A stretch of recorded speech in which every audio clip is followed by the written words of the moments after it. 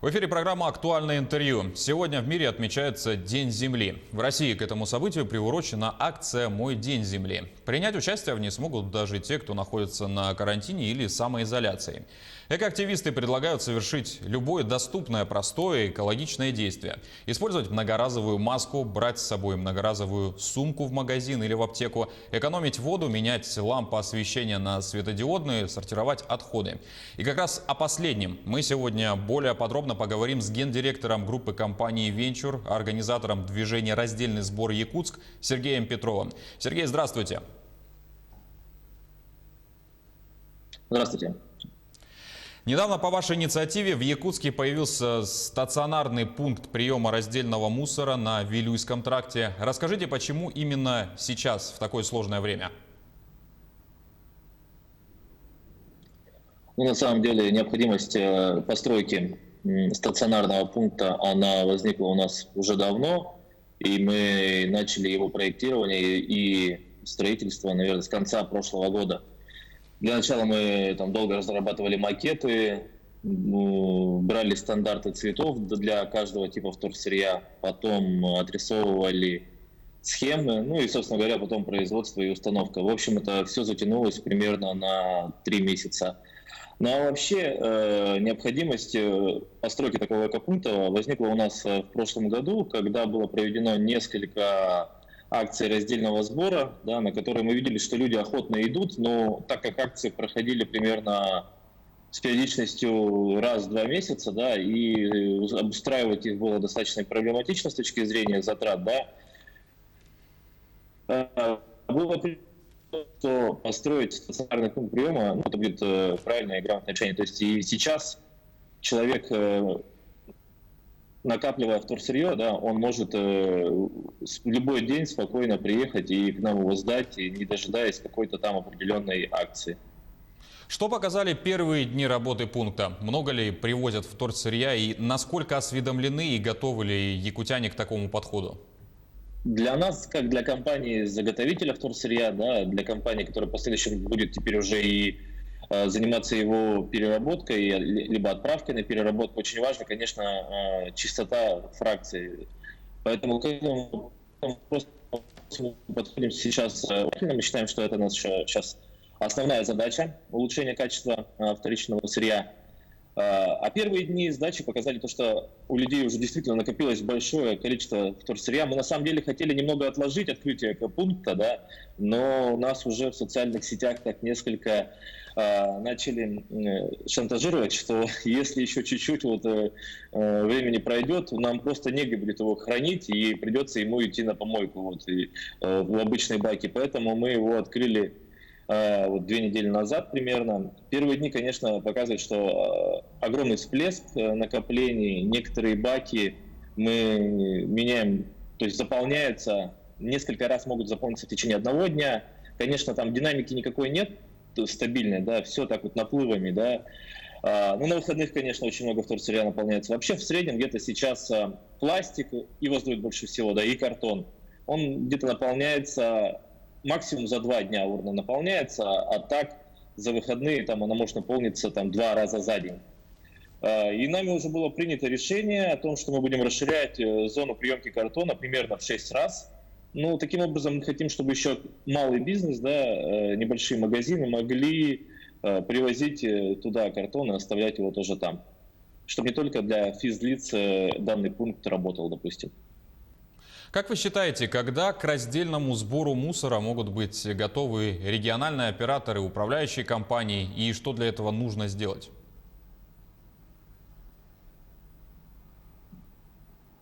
Ну, сейчас в нашей стране идет так называемая большая мусорная реформа, да, все об этом прекрасно знают, и к нам уже доходит эта волна, да, мы тоже начинаем уже потихоньку присоединяться к этому обращению с отходами, да. На самом деле тут, конечно, большую значимость является эта постройка большого мусороперерабатывающего сортировочного комплекса какого-то, да, вот, и тогда мы будем иметь сразу стремительный прогресс, так скажем, да. Вот. Но в целом, я думаю, что управляющие компании, они уже, в принципе, готовы. У нас даже есть один пилотный проект, да, сейчас совместно с Министерством ЖКХ, с региональным оператором, с экоактивистами, да, в формате которого пока установлена только одна урна для раздельного сбора внутри жилого квартала, да, от Новелийском тракте, управляющей компании «Том Плюс». Но сейчас мы строим им еще 2 урны, то есть уже будет 3 дома, да. Далее будет, сейчас уже видим квартала, да, там сразу порядка 5 санитарных точек, да, мы хотим охватить вторсырьем, да. Пока мы это пилотный проект, в формате которого пока к сортировке подлежат только 2 фракции. Это картон и ПЭТ-1 бутылочного типа.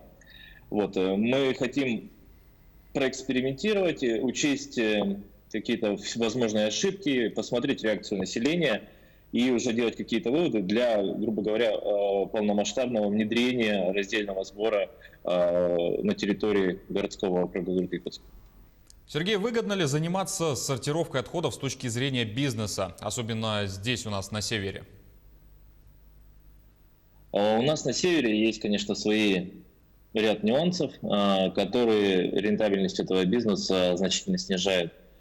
Такие как логистика, допустим, до ближайшего комбината по переработке бумаги логистика занимает 50% от возможной выручки при продаже вторсырья. А сейчас на фоне пандемии комбинаты по переработке вторсырья начали снижать еще цены. Примерно на 30% цены за последние 2 месяца они были снижены. Что же касается пластика, цена которого она повыше, да, тут есть ряд других нюансов. Во-первых, накопление не очень большое. Допустим, 1 куб бутылок ПЭТ-1, он будет весить всего 30, максимум 45 килограммов, если их хорошо спрессуют предварительно. У нас идет не очень большое накопление, да, на текущий момент ПЭТ мы собираем уже с конца декабря, да, но мы еще не собрали, наверное, и 2-3 тонн. То есть небольшой совсем объема, так скажем, весовых характеристиках. Что касается другого пластика, который мы принимаем, это смесь 2,4,5. Тут мы больше рассчитываем на полимер-песчаное производство. В Якутии оно есть. Несколько компаний занимаются этим делом, но у нас полностью ручная сортировка идет, да, поэтому это тоже, опять же, очень сильно трудозатратно получается. Опять же, объем сдачи этого вторсырья, если его, допустим, правильно разделить по типам, да, 2, 4 и 5 отдельно, да, он не такой великий окажется. Вот такой вот ряд нюансов складывается.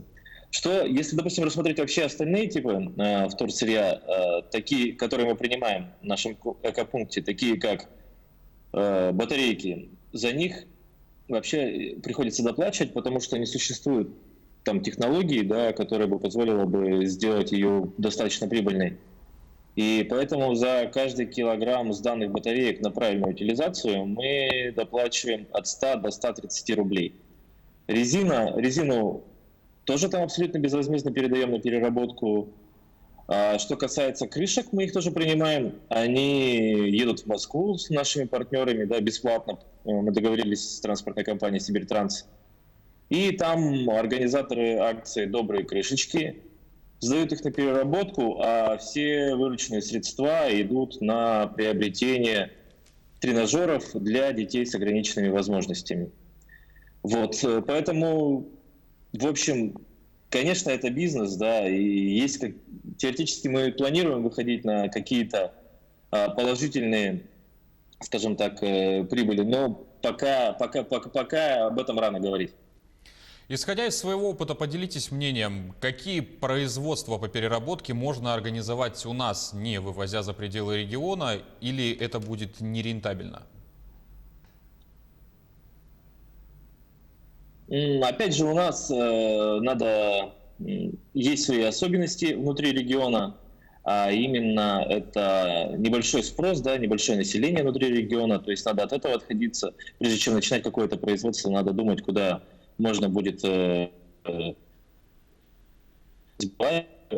производимый продукт, допустим, либо вывозить его в другие регионы. Да. Если говорить Опять же, если мы будем вывозить в другие регионы, надо смотреть, сколько там займет логистика. Да, но при этом, допустим, технология полимер-песчаных изделий, да, она сейчас получает достаточно широкое там развитие, да. Я думаю, что вот она будет у нас в регионе развиваться. А вообще, конечно, при увеличении накоплений, да, по вторсырью, тогда уже можно будет говорить о его переработке. Потому что сейчас объем, допустим, сдаваемого вторсырья, он не очень большой. Как, на ваш взгляд, ситуация с распространением коронавируса влияет на экологическую обстановку в мире, в стране и, в частности, у нас в Якутии? Ну, это уже неоднократно было отмечено, что самоизоляция, она очень положительно повлияла на экологию. Были приостановлены большое количество заводов, да, производство встали, да, люди меньше стали пользоваться транспортными средствами, то есть значительно снизили выбросы углекислого газа. Также люди стали меньше передвигаться, то есть они стали меньше там сорить в неположенных местах. Допустим, ну, есть тут небольшой нюанс, что появилось много одноразовых средств индивидуальной защиты, с которыми, конечно, сейчас надо очень внимательно обращаться. К сожалению, жители города там, да, нашего часто их неправильно утилизируют, и мы уже видим на улицах эти одноразовые маски, да, ну и уже есть история о том, как эти одноразовые маски там тоннами плавают в океане. Вот. Но в целом, конечно, больше положительно отразилось это на экологии, поэтому вот так. Сергей, для вас, как предпринимателя, насколько сейчас тяжело вести бизнес? Или наоборот, может быть, появились какие-то идеи по развитию новых направлений? Конечно, мы столкнулись с большим вызовом, вот как и весь мир. Но, тем не менее, мы собрали всю волю в кулак, так скажем, и продолжаем дальше работать. На каждом бизнесе сейчас отражается, наверное, по-разному ситуация с этой пандемией. Конкретно мы были закрыты там всего порядка 2 недель, наши подразделения, да, потом нам разрешили работать. Но эти 2 недели, они были все равно таким сложным для нас периодом. Мы, можно сказать, так немного были готовы к этому. Буквально в конце прошлого года мы до конца открыли интернет-магазины на все наши подразделения, да, и мы занимались онлайн-торговлей с доставкой, которая была разрешена. Конечно, за счет увеличения трафика нам пришлось резко перестраивать бизнес-процессы, но тем не менее эта работа нам позволила привлечь какую-то выручку в нашу компанию, то есть не совсем остаться в нуле. Что в таком случае можете посоветовать коллегам по предпринимательскому цеху? На самом деле советовать что-то очень сложно, потому что у всех разная ситуация. Но главное, я бы хотел посоветовать, дать единственный совет: не унывать до конца, стараться искать возможности какие-то заработка. Но в любом случае, когда-либо эта ситуация стабилизируется, и мы вернемся к обычной жизни. И давайте все верить в лучшее, и все-таки наберемся терпения. Сегодня День Земли. Какую лепту может внести каждый в экологическое благополучие Земли, сидя сейчас дома на самоизоляции? Это время я бы посоветовал уделить на разделение мусора, допустим, на вторсырье, потому что это достаточно такой непростой вопрос. Я думаю, как раз сейчас можно это время найти, попытаться там на первоначальных этапах какие-то простые фракции разделять. Мы всем советуем начинать с батареек и крышек, да. Также, допустим, в интернете очень много сейчас есть материалов об экологии, да, о том, какой вред человек наносит планете, да.